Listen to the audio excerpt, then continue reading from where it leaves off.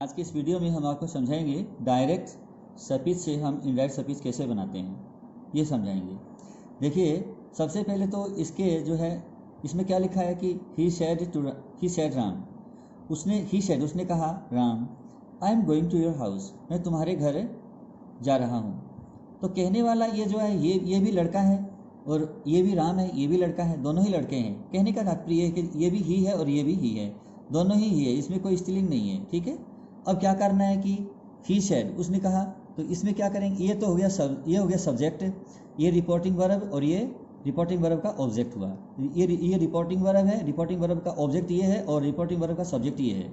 ठीक है, अब ये स्पीच का वाक्य है, ये स्पीच है, इसमें स्पीच का ये सब्जेक्ट है, ये हेल्पिंग वर्ब है, ये मेन वर्ब है और ये प्रीपोजिशन है, ये संबंधवाचक है, पॉजिटिव एडजेक्टिव है और ये नाउन है।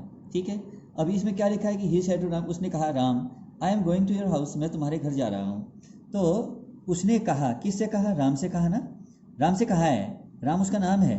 तो क्या करना है कि ही, अब कहा है ये कोई, अब अगर मान लीजिए ये जो है, ये जो इसमें आप देख रहे हो, यहाँ से यहाँ से शुरू हो रहा है, यहाँ से लेकर के यहाँ तक, ये स्पीच का वाक्य है, ये स्पीच का वाक्य है। इनडायरेक्ट स्पीच इसी को कहते हैं, यानी कि इन्वर्टेड कोमा यहाँ है, यानी दो कोमा इधर है और दो कोमा इधर है, इसको कहते हैं इन्वर्टेड कोमा, यानी उल्टा कोमा। ठीक है, अब और ये है कोमा, ये आपको ध्यान रखना है। ठीक है, अब क्या करना है कि अब इसमें स्पीच के अंदर जो है ये वाक्य है, अब ये क्या साधारण वाक्य है, ये एफर्मेटिव सेंटेंस है, इसलिए साधारण वाक्य कहलाता है। ये साधारण वाक्य को जब बदला जाएगा तो सेड का क्या होगा, टोल्ड।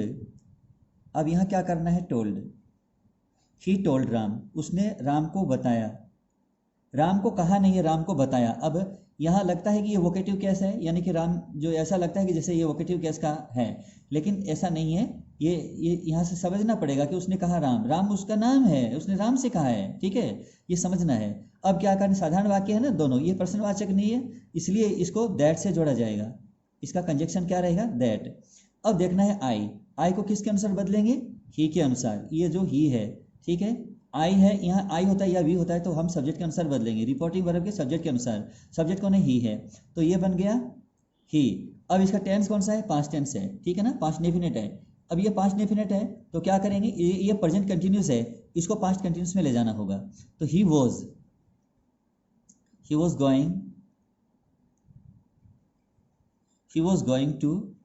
गोइंग टू, अब ये योर है ना, अब कि योर किसके लिए है, राम के लिए है ना, तो ये भी ही है, ये भी ही है, तो राम कौन, ये जो सामने ये राम कौन है, ही है, तो इसका संबंधवाचक क्या हो जाएगा, ही हो जाएगा। योर को किस में बदला जाएगा, हिज में, हिज हाउस हो जाएगा, ये हिज हाउस, ये हो गया। ही टोल्ड राम दैट, उसने राम को बताया कि he was going to his house, वह उसके घर जा रहा था। किसके घर है, ये है, इसके घर जा रहे थे, राम के घर जाना था, ये हुआ एक पहला, ये आंसर बन गया इसका। ही सेड, उसने कहा, I can give you money Sita. अब इसने कहा किससे, सीता से कहा, क्या कहा इसने सीता से, I can give you money, मैं तुम्हें पैसे दे सकता हूँ। तो इसने कहा नहीं, इसने अब कहा। कहने की बात यह है कि इसमें ये वाक्य जो है ये प्रश्नवाचक नहीं है, जब तक ये प्रश्नवाचक नहीं होगा तब तक इसका हम टोल्ड करेंगे। ठीक है ना, अब इसका आस्कट नहीं करेंगे, अब इसका क्या करेंगे, टोल्ड, ही टोल्ड। अब टोल्ड किसको किया, सीता को, है ना, तो यहाँ सीता लिखना है, टू नहीं लिखना है, आपको ध्यान रखना है। टोल्ड टू नहीं होता, सेड टू तो होता है, लेकिन टोल्ड टू नहीं होगा। तो ही टोल्ड सीता, उसने सीता को बताया। अब क्या करेंगे, कंजक्शन, इन्वर्टेड कोमा को हटा करके हम यहाँ क्या करेंगे, कंजक्शन लगाएंगे और दोनों वाक्यों को जोड़ देंगे, तो दैट से जुड़ गया, कंजक्शन हो गया ये। अब आई किसके लिए, आई ही के लिए है, तो ये क्या बन गया, ही बन गया। ठीक है, अब मैं तुम्हें पैसे दे सकता हूँ, ये किसने कहा, ही ने कहा ना, तो यहाँ ही है। तो अब ये टेंस कौन सा है, पास्ट, तो कैन का पास्ट क्या होगा, कुड, ही कुड गिव, ये हो गया। अब यू किसके लिए है, यू कौन है, यू सीता है, तो यू सीता है, तो अब सीता यहाँ ऑब्जेक्ट है ना, तो सीता का ऑब्जेक्ट, सी का ऑब्जेक्ट क्या होता है, हर होता है, तो ये हर हो गया। तो अब क्या करेंगे, ही कुड गिव हर, वह उसे दे सकता था, क्या दे सकता था, money. He told Sita that, उसने सीता को बताया कि he could give her money, वह उसे पैसे दे सकता था। तो बस इतना ही है, ये तो बन गया। तो बहुत ही आसान चीज़ें हैं, सरल है ये। दी टीचर सेड, टीचर ने कहा, I shall not teach you boys, लड़कों मैं तुम्हें नहीं पढ़ाऊँगा। टीचर ने कहा किसी एक लड़के से नहीं कहा, लड़के यहाँ बहुवचन है तो आपको देखना होगा यहाँ। आइए इसको भी हल करते हैं। दी टीचर, अब ये पर्सनवाचक नहीं है इसलिए इसको टोल्ड किया जाएगा। टीचर ने अब क्या किया, टोल्ड में नहीं बताया। किसको बताया, अब ये बॉयज़ है ना, इसको यहाँ सीधा बॉयज़ नहीं लिखना है, बॉयज़ के सामने आपको दी लिखना होगा, THE, टोल्ड दी बॉयज़, लड़कों को बताया। ठीक है, अब ये ऑब्जेक्ट हो गया। अब ऐसे जो नाउन आते हैं उसके पहले हमें दी लिखना होगा। व्यक्ति का नाम आता है तो दी लिखने की आवश्यकता नहीं होती क्योंकि वो प्रॉपर होता है। ये कॉमन नाउन है बहुवचन में, ये ध्यान रखना है। कॉमन नाउन के आगे दी नहीं लगाएंगे हम यहाँ, ये कॉमन नाउन के लिए लगाएंगे लेकिन प्रॉपर के लिए नहीं लगाएंगे, सॉरी, ये बात आप ध्यान में रखेंगे। दी टीचर टोल्ड दी बॉयज़, टीचर ने लड़कों को बताया कि, अब बताया, अब साधारण वाक्य है इसलिए इसको जोड़ा जाएगा दैट से, दैट की। अब ये आई है, आई को बदला जाएगा टीचर के अनुसार। टीचर कौन है, ही है, तो यहाँ ही है। इसको अगर आप सी माने तो सी भी मान सकते हैं लेकिन फिर आपको बदलना उस तरीके से फिर पड़ेगा, कहीं ही कहीं सी, ऐसा नहीं करना है, फिर बदलना एक ही तरीके से चलना पड़ेगा। तो अब यहाँ क्या है, आई है, आई को बदलने दिया ही के अनुसार। अब आई के लिए तो आई वी के लिए सेल आता है लेकिन ही के लिए क्या आएगा, विल आएगा ना, लेकिन विल आएगा। लेकिन यहाँ टेंस कौन सा है, पास्ट, तो विल का पास्ट क्या होगा, वुड, तो यहाँ आपको वुड करना होगा। ये हो गया वुड, टीच का टीच लिखना होगा, टीच का टीच लिखना है। और अब रही बात क्या, यू, अब यहाँ यू को बदलना है। यू कौन है, लड़के हैं ना, तो यहाँ लड़कों का, जैसे मान लीजिए यू को हम, जैसे मान लीजिए लड़कों को हम ऑब्जेक्ट मानते हैं। लड़के क्या है, एक लड़का होता तो हिम कर देते, ऑब्जेक्ट इसका हिम होता, लेकिन लड़के ये बहुवचन में है तो इसका क्या हो जाएगा, दे का ऑब्जेक्ट है ना ये, देम हो जाएगा। इसका क्या हो जाएगा, देम, THEM, देम हो जाएगा, क्योंकि दे का ऑब्जेक्ट देम होता है। एक लड़का होता है ही होता है, ही के लिए ऑब्जेक्ट क्या होगा, हिम, लेकिन ये बहुवचन में है तो इसका सब्जेक्ट क्या होगा, दे होगा, और इसका ऑब्जेक्ट क्या होगा, देम। तो ये अब यहाँ यू क्या है, ऑब्जेक्ट के रूप में है, ये सब्जेक्ट है, ये वर्ब है और ये ऑब्जेक्ट है। तो ऑब्जेक्ट के लिए ही बॉयज आया है, ये आपको ध्यान रखना। क्योंकि टीचर ने कहा, किससे कहा, ऑब्जेक्ट से कहा ना, और बॉयज से कहा, तो बॉयज यहाँ क्या है, ऑब्जेक्ट है, ये आपको ध्यान रखना होगा। तो ये हो गया। ही सेड, उसने कहा, वेल सीता अच्छा, I can not come to you, मैं तुम्हारे पास नहीं आ सकता। ही सेड, उसने कहा। तो अब इसका हल क्या किया, ये प्रश्नवाचक नहीं है, साधारण वाक्य है, ठीक है ना। तो उसने सीता को क्या किया, टोल्ड किया, बताया है। ही टोल्ड, उसने बताया, किसको बताया। अब वेल को छोड़ दीजिएगा, वेल को लिखना नहीं पड़ता है, सीता लिख दीजिए, सीता, ये इसको छोड़ना पड़ेगा, रिमूव करना, वाक्य से हटाना पड़ेगा इसको। तो ही टोल्ड सीता, उसने सीता को बताया। अब सीता का दी नहीं लगाना, आप ध्यान रखना क्योंकि प्रॉपर नाउन है। अब सीता को बताया, बताया कि, दैट का मतलब यहाँ क्या होगा, की। अब आई किसके लिए है, ही के लिए है ना। ही ने सीता से कहा कि ठीक है Sita, I can not come to you, मैं तुम्हारे घर, मैं तुम्हारे पास नहीं आ सकता, ये बात इसने कही है। ही ने कहा सीता से कहा। तो ही टोल्ड सीता, उसने सीता को बताया दैट की। अब ये आई का बन जाएगा ही। अब इधर पास्ट है तो कैन का क्या होगा, कुड हो जाएगा, COULD। अब नॉट को ये लिख देते हैं, नॉट, कुड नॉट, कम का कम आ जाएगा, कम का कम हो जाएगा। अब टू का टू हो जाएगा, टू का टू हो जाएगा। अब यू कौन है, सीता है, तो क्या हो जाएगा, हर हो जाएगा। सीता ऑब्जेक्ट है तो यू ऑब्जेक्ट है, इसलिए ऑब्जेक्ट के, और सीता का ऑब्जेक्ट क्या हो, सीता सी है तो फिर इसका ऑब्जेक्ट क्या होगा, हर होगा, तो ये हर है। अब देखिए आगे, राम ने कहा, यू सी, तुम समझते हो, आई सेल पनिश यू, मैं तुम्हें सजा दूंगा। अब राम ने कहा, तो अब क्या है इसमें, राम, अब टोल्ड है, ये राम ने कहा, किससे कहा, यू से कहा ना कि मैं तुम्हें सजा दूंगा। तो यहाँ आपको क्या लिखना होगा, राम सेड है तो आप क्या करोगे, told, Ram told, TOLD, Ram told. अब ये टोल्ड, तो राम टोल्ड करके फिर आगे आपको लिखना है टोल्ड हिम, राम ने उसे बताया, ठीक है ना। अब समझना होगा कि राम भी एक लड़का है और यू जो व्यक्ति उसके सामने खड़ा है, इसके ये व्यक्ति, इस व्यक्ति के लिए ये तो यू रहेगा ना, सामने वाला व्यक्ति यू होता है उसके लिए सामने हमेशा, लेकिन आप तो वहां नहीं थे ना, आप दोनों को आंकेंगे तो ये भी व्यक्ति है और ये भी व्यक्ति है, ठीक है ना, दोनों ही पुलिंग है।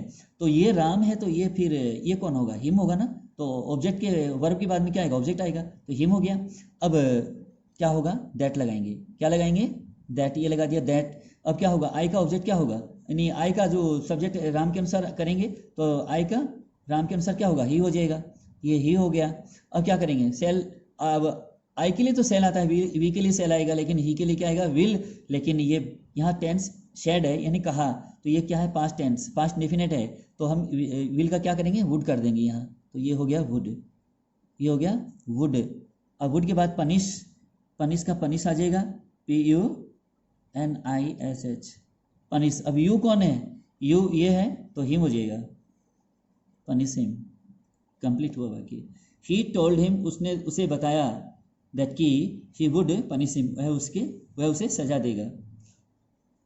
अब सी सेड, उसने कहा, सर, श्रीमान जी, I want to go home, मैं घर जाना चाहती हूँ। उसने कहा, श्रीमान जी मैं घर जाना चाहती हूँ। अब श्रीमान जी है, लेकिन अब पता नहीं, अब श्रीमान जी के लिए अब यहाँ कोई टीचर वगैरह तो लिखा नहीं है, तो हम क्या करेंगे इसके लिए क्या करेंगे, रिस्पेक्टफुली कर देंगे। क्या करेंगे, respectfully, RESPECT, respectfully, FULLY, respectfully.